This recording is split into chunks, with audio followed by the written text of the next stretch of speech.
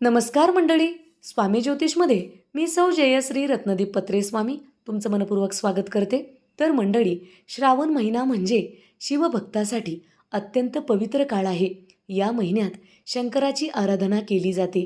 पण शिवभक्तांना माहीत असलेली एक अत्यंत महत्त्वाची परंपरा म्हणजे नंदीच्या कानात इच्छा सांगणे. असे मानले जाते की या काळात नंदीच्या कानात सांगितलेली कोणतीही सदिच्छा थेट शिवापर्यंत पोहोचते.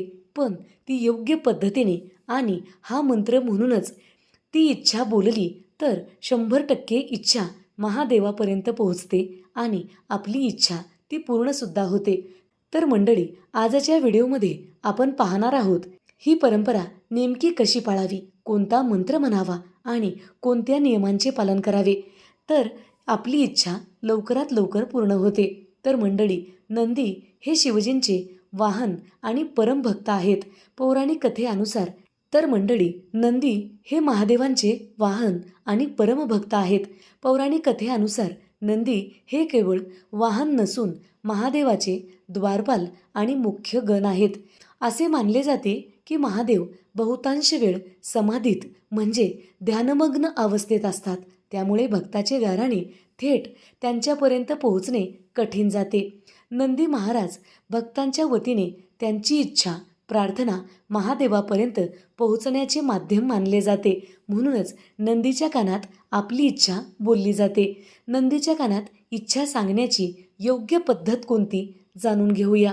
श्रावण महिन्यात रोज किंवा सोमवारी किंवा प्रदोष काळात सकाळी किंवा संध्याकाळी स्नान करून मंदिरात जावे. आधी नंदीचे दर्शन घेऊन नंतर गाभाऱ्यात जाऊन शिवलिंगाचे दर्शन घ्यावे आणि पूजा करावी. नंदीला फुले बेलपत्र वाहून मनोभावे पूजा करावी.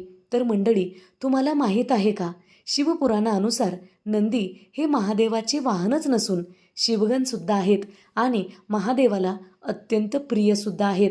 महादेवांच्या पूजेच्या आधी नंदीची पूजा करण्याची प्रथा आहे. जर तुम्ही नंदीची पूजा महादेवाच्या नंतर केलात तर तुम्हाला शिवपूजेचा संपूर्ण लाभ मिळणार नाही. म्हणून आधी नंदीची पूजा नंतर महादेवाची पूजा. तर मंडळी, नंदीची पूजा झाल्यानंतर नंदीच्या उजव्या कानात आपली इच्छा सांगावी. काही ठिकाणी डाव्या कानात किंवा दोन्ही कानाचा उल्लेख आढळतो, पण उजव्या कानात सांगणे अधिक शुभ मानले जाते. नंदीच्या कानात इच्छा सांगण्याआधी ओम नमः शिवाय आणि ओम नंदेश्वराय नमः हा मंत्र म्हणून आपली इच्छा सांगावी. जेव्हा तुम्ही नंदीच्या कानात इच्छा सांगाल तेव्हा ती कोणालाही ऐकू जाणार नाही. या बेताने हलक्या आवाजात किंवा मनातल्या मनात इच्छा सांगावी. तुमचा आवाज दुसऱ्यापर्यंत पोहोचू नये, ही काळजी आपण घेतली पाहिजे. नंतर आपली इच्छा स्पष्ट शब्दात सांगावी.